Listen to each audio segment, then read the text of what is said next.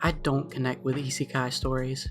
Isekai, or different world stories, are a subgenre of Japanese storytelling where a character will travel and usually live in another world. This type of story is popular in Japanese light novels, anime, and manga specifically, and exploded in popularity in 2016. Tons of light novels and anime adapted from those light novels came out that had an isekai plot of some kind. I don't find this concept very interesting though.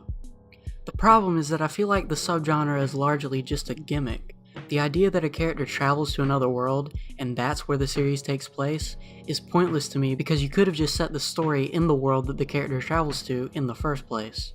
I could connect to the story just as easy without this tacked on gimmick. The fact that the gimmick is there just seems like a cheap addition to the story most of the time that doesn't really add much. I think the reason why this gimmick has exploded in anime, light novels, and manga recently is because the audience for that content is looking for escapism largely, so they relate when a character gets to escape and go to another world. The type of main characters who are typically featured in these types of stories are usually young, physically inept teenagers who are otakus or gamers in the real world. This perfectly reflects the target audience for these shows. The main characters of these shows are very often a Mary Sue self-insert character, who have a lot of strength and power due not to their own merit, but because they have something special or innate inside of them when they travel to this new world. One of the greatest examples of this being Kirito from Sword Art Online, which is one of the most infamous isekai series out there. Sword Art Online's game world is a perfect example of a setting that could have just been done without the gimmick of it being an MMORPG world. There is very little actual logic to Sword Art Online's game mechanics. In fact, in the first episode, it's established that there are skills that players can use in-game, but that there are nearly unlimited amounts of the skills that the players can learn.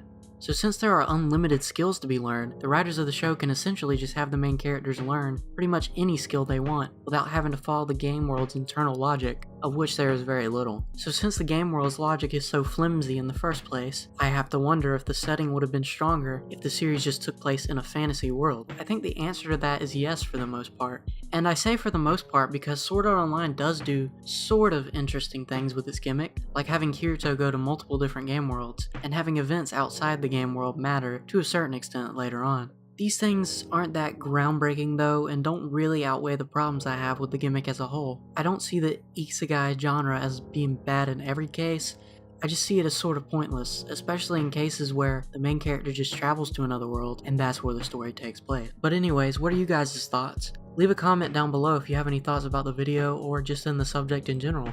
I'd love to hear what you guys think. And leave a like and subscribe if you enjoyed the video. By the way, I've just reached 100 subscribers, and I just want to say I'm very grateful to everyone who subscribed and everyone who watches my videos. I'll be making more in the future, so I'll see you in the next one.